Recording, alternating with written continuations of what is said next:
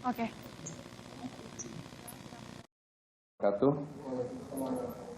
Selamat pagi teman-teman semuanya. Mohon maaf di Lampung, Bandung, dan Bali ya. Dan setelah dilakukan serangkaian pemeriksaan dan klarifikasi permintaan keterangan pada pihak-pihak yang ditangkap, kami KPK juga telah melakukan gelar perkara ya di seluruh struktural penindakan, jaksa, kemudian penyelidik dan penyidik serta pimpinan semalam ya sekitar jam 10, dan kami juga harus memastikan bahwa setelahnya tentu ada proses administrasi penyidikan sehingga memerlukan waktu untuk proses dimaksud begitu ya. Jadi bukan berarti kami kemudian menunda-nunda untuk bertemu dengan teman-teman semuanya, tetapi memang ada proses-proses yang harus dilalui dan kami memastikan proses itu harus sesuai dengan ketentuan, termasuk juga hak-hak dari pihak yang telah ditetapkan sebagai tersangka juga kami perhatikan.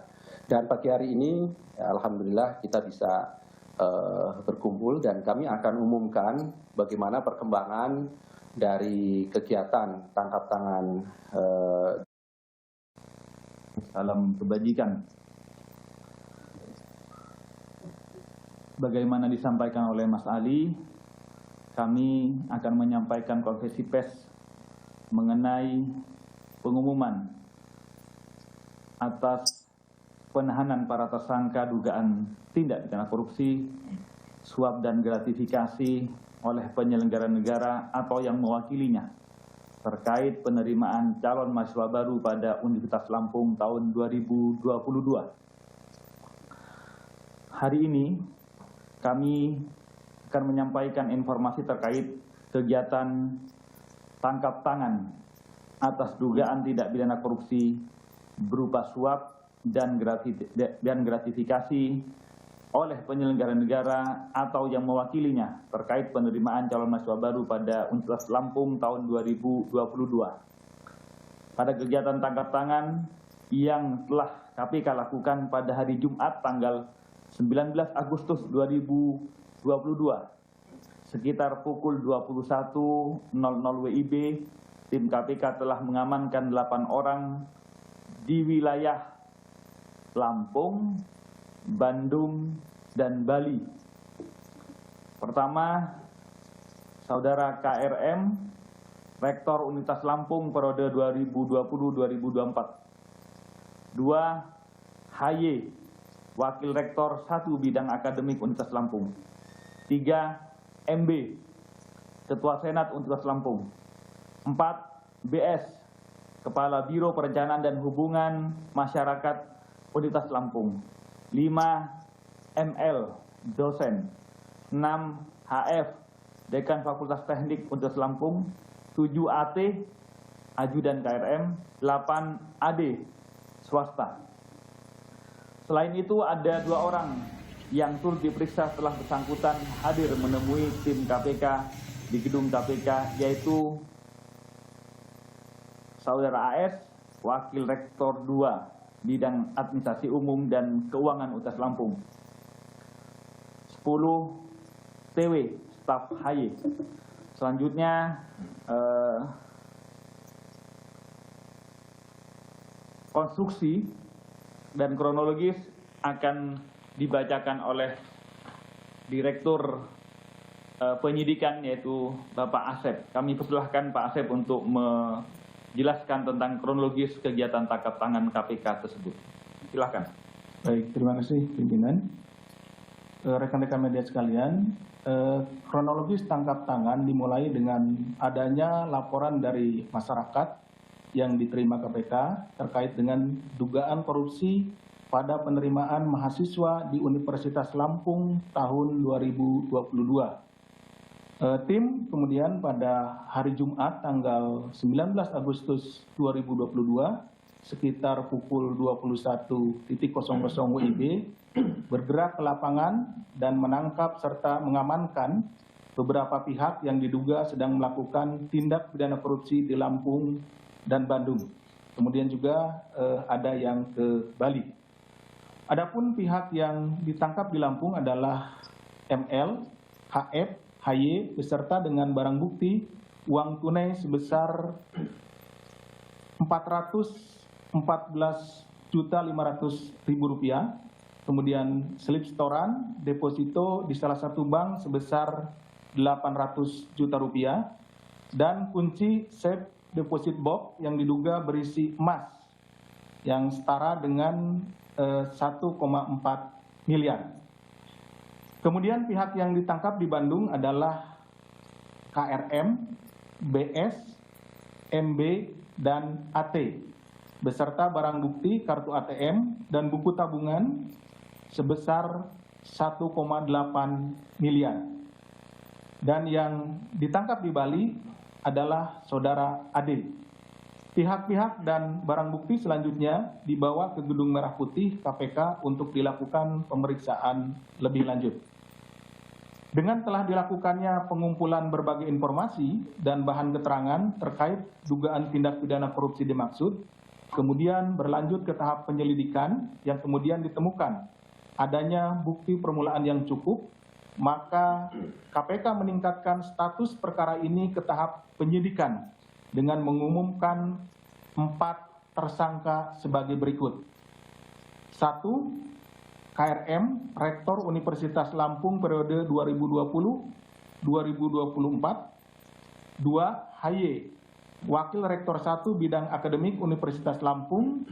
3. MB, Ketua Senat Universitas Lampung. Dan 4. AD, swasta. Untuk keperluan proses penyidikan, tim penyidik melakukan upaya paksa penahanan kepada para tersangka untuk 20 hari ke depan, terhitung mulai tanggal 20 Agustus 2022 sampai dengan 8 September 2022 di rutan KPK sebagai berikut. 1. KRM ditahan di rutan pada Gedung Merah Putih. 2. HY ditahan di rutan pada Pomdam Jaya Guntur. 3. MB ditahan di rutan KPK pada Pomdam Jaya Guntur.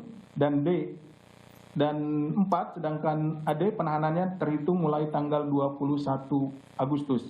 Karena ini ada perbedaan waktu pada saat penangkapan. Jadi AD ditangkap belakangan. Guys, ini beneran guys. Buat kalian para trader, kalau kalian trading di OctaFX, kalian bisa dapetin 100% bonus. Untuk AD mulai 21 Agustus sampai dengan 9 September 2022 di rutan KPK pada Pomdam Jaya Guntur. Konstruksi perkara sebagaimana dijelaskan oleh Pak Dirsidik tersebut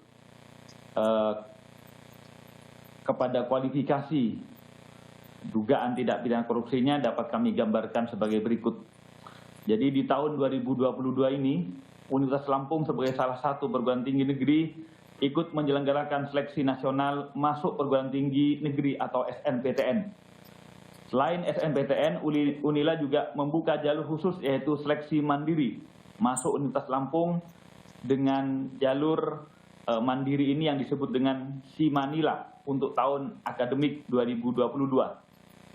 Saudara KRM yang menjabat sebagai Rektor Universitas Lampung periode 2020 sampai 2024 memiliki wewenang salah satunya terkait mekanisme dilaksanakannya Simanila tersebut, sistem mandiri masuk Universitas Lampung.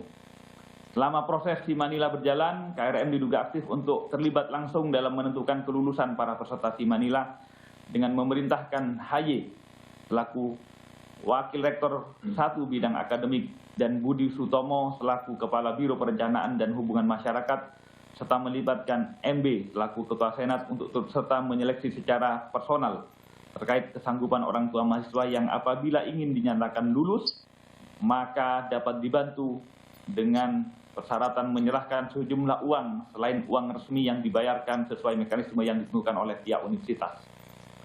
KRM juga diduga memberikan peran dan tugas khusus untuk HY, MB, dan Budi Sutomo untuk mengumpulkan sejumlah uang yang disepakati dengan pihak orang tua peserta yang sebelumnya telah dinyatakan lulus berdasarkan penilaian yang sudah diatur oleh KRM.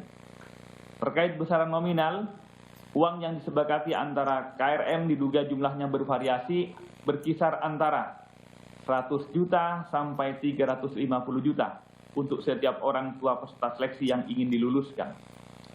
KRM juga diduga memerintahkan mu'allimin untuk turut mengumpulkan sejumlah uang dari para orang tua peserta seleksi yang ingin dinyatakan lulus oleh KRM. AD sebagai salah satu keluarga calon peserta seleksi SIM Manila diduga menghubungi saudara KRM untuk bertemu dan dengan tujuan menyerahkan sejumlah uang karena anggota keluarganya dinyatakan lulus di Manila atas bantuan KRM. Mu'allimin selanjutnya atas perintah KRM mengambil titipan uang tunai sejumlah 150 juta dari AD di salah satu tempat di Lampung. Seluruh uang yang dikumpul KRM melalui mu'allimin yang berasal dari orang tua calon mahasiswa diluluskan berjumlah 603 dan telah digunakan oleh saudara KRM sebesar 575 juta.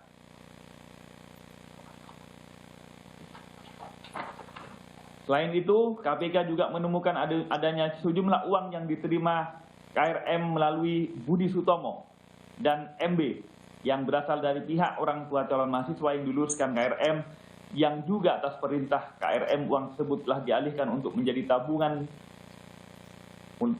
tabungan, deposito, emas batangan dan juga masih tersimpan dalam bentuk uang tunai yang totalnya senilai 4,4 miliar.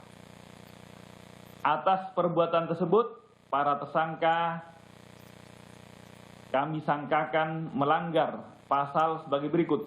AD selaku pemberi disangkakan melanggar pasal 5 ayat 1 huruf A atau pasal 5 ayat 1 huruf B atau pasal 13 Undang-Undang 3199 Yungto 20/2001 tentang pemberantasan tindak pidana korupsi.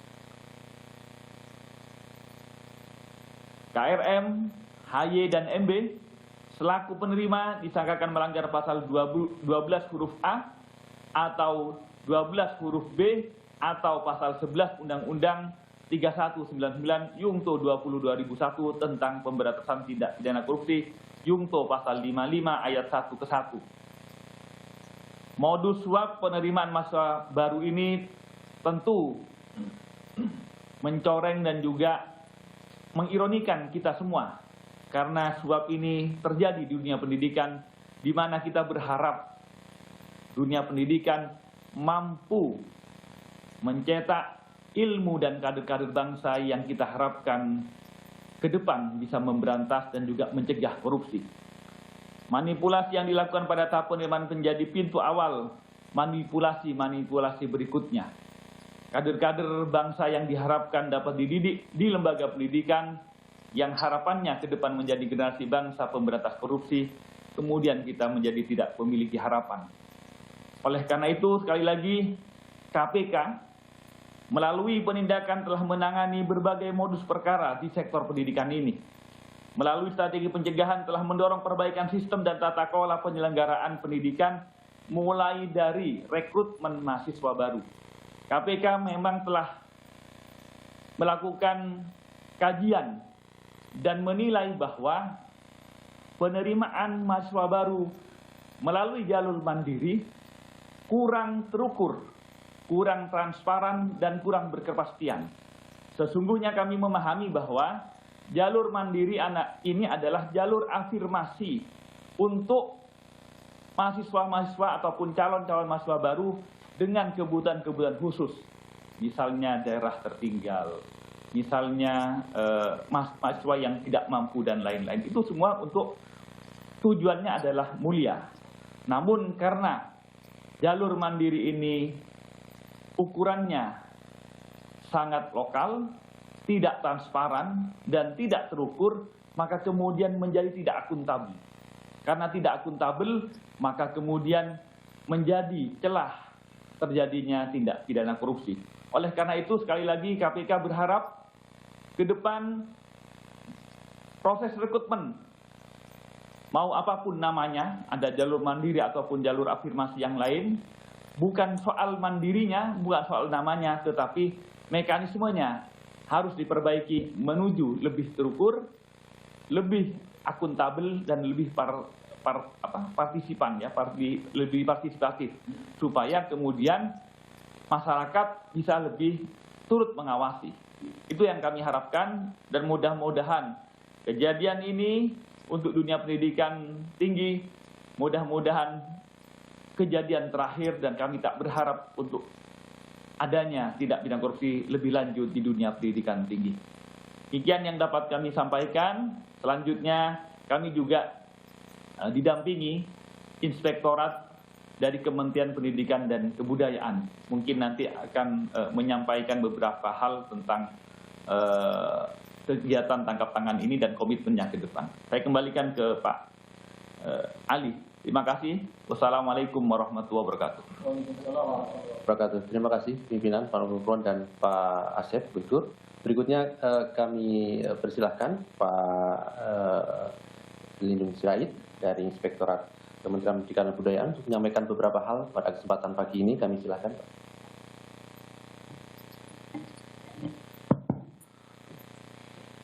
Selamat pagi. Assalamualaikum warahmatullahi wabarakatuh. Salam sejahtera. Om Swastiastu. Salam kebajikan buat kita semua. Yang kami hormati Pak Gufron, Komisioner KPK, Pak Asep,